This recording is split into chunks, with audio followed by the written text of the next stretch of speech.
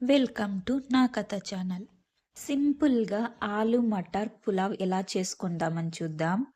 ఆలు మటర్ పులావ్ అని కూడా చెప్పొచ్చు, లేకుంటే వైట్ పులావ్ అని కూడా చెప్పొచ్చు. పిల్లలకి వైట్ పులావ్ అంటేనే చాలా ఇష్టంగా తింటారు.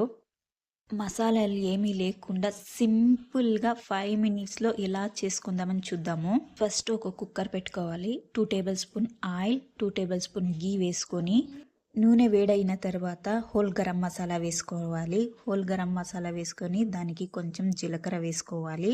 దాని తర్వాత నేను ఇక్కడ 1½ ఆనియన్ తీసుకున్నాను. ఆ ఆనియన్ని బాగా వేయించాలి. గోల్డెన్ బ్రౌన్ వచ్చేంత వరకు బాగా వేయించుకొని దాని తర్వాత బఠానీ, ఆలు 2 వేసుకొని బాగా వేయించుకున్నాను. దాని తర్వాత ginger garlic paste 2 tablespoon వేసుకున్నాను. జింజర్ గార్లిక్ పేస్ట్ ఆ రా స్మెల్ పోయేంత వరకు బాగా నూనెలో ఫ్రై చేసుకోవాలి. ఆ ఫ్రై చేసుకున్న తర్వాత నేను ఇక్కడ 1½ గ్లాస్ రైస్ తీసుకున్నాను. Basmati rice ½ an hour soak చేసి పెట్టుకున్నాను. ఆ బాస్మతి రైస్ వేసి ఇప్పుడు ఒక 2 మినిట్స్ అలాగే ఫ్రై చేద్దాము నూనెలో. దాని తర్వాత నేను ఇక్కడ 1 గ్లాస్ కోకోనట్ మిల్క్ తీసుకున్నాను, 1 గ్లాస్ వాటర్ తీసుకున్నాను, 1½ గ్లాస్ రైస్ తీసుకున్నాను. 2 గ్లాస్ వాటర్ వేస్తే చాలు దీనికి.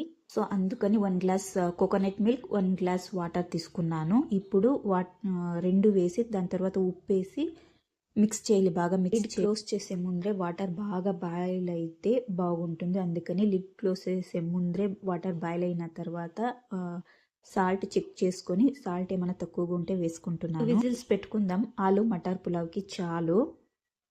చూడండి రైస్ ఎంత బాగా వచ్చింది. మెల్లగా మిక్స్ చేస్తున్నాను. ఎలా అంటే బాస్మతి రైస్ పగిలిపోతుందని మెల్లగా మిక్స్ చేసుకోవాలి. రైస్ కూడా వైట్గానే ఉంది చూడండి.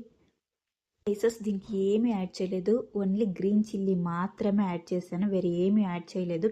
లాస్ట్లో టేస్ట్ చేసి చూడండి. చాలా అంటే చాలా బాగా ఉంటుంది. పిల్లలు చాలా ఇష్టపడి లైక్, షేర్ అండ్ సబ్స్క్రైబ్.